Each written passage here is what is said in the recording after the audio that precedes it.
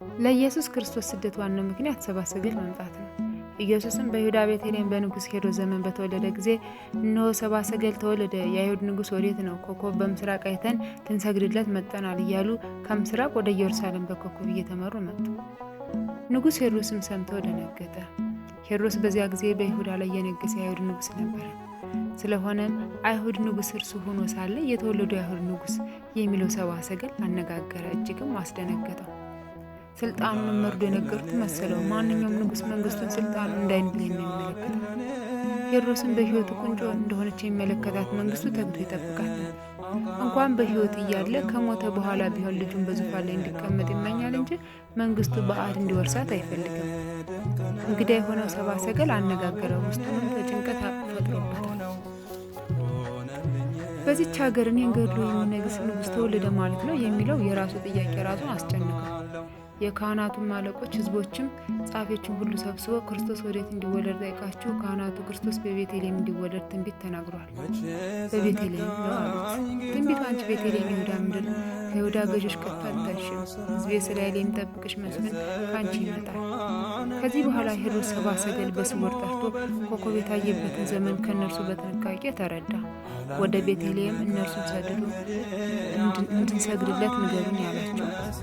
ሄሮድስም ክርስቶስ በቤተልሔም የሚወለደው መሆኑን ካህናቱ መረጃ ስላገኘ ሰብአ ሰገል ወደ ቤተልሔም ሰደዳቸው።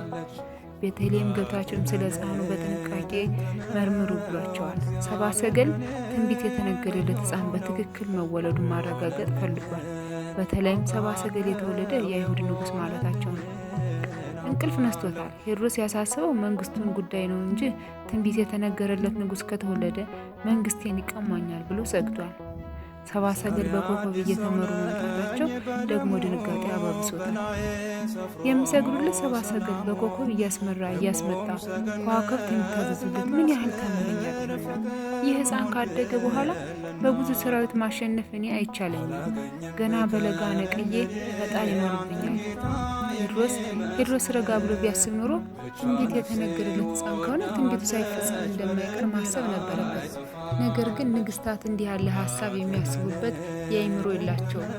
ብዙ ሰራዊት ካላቸው ሰይፍ ከሚተማመኑበት ከብዙ ኃይል በሰይፍ ጦር ስለሆነ የሚመሩት አይመለከቱም።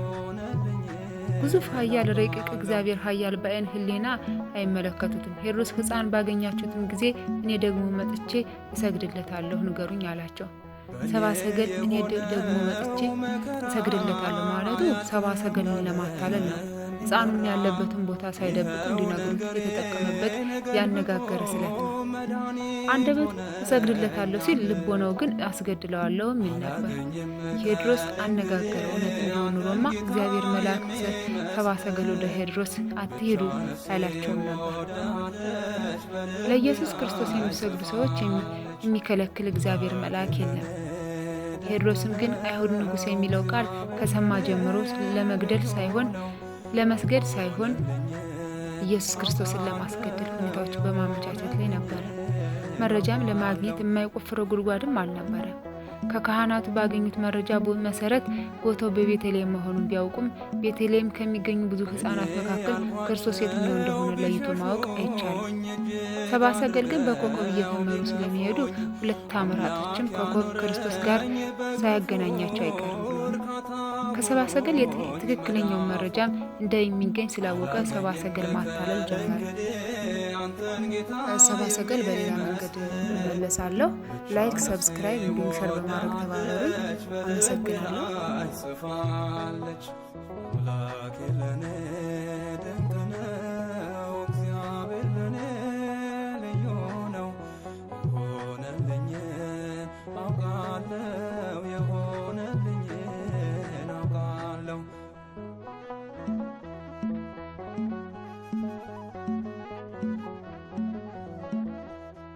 በኔ የሆነው መከራ አያልቅም ላለም ይወራ። ይኸው ነገሬን ገልብጦ መድኃኒት ሆነኝ አብልጦ። አላገኝም ከእንግዲህ አንተን ጌታ የሚመስል፣ ብቻ ነፍሴ ወዳለች በልቤ ላይ ጽፋለች። አምላኬ ለኔ ድንቅ ነው፣ እግዚአብሔር ለኔ ልዩ ነው። የሆነልኝን አውቃለሁ፣ የሆነልኝን አውቃለሁ።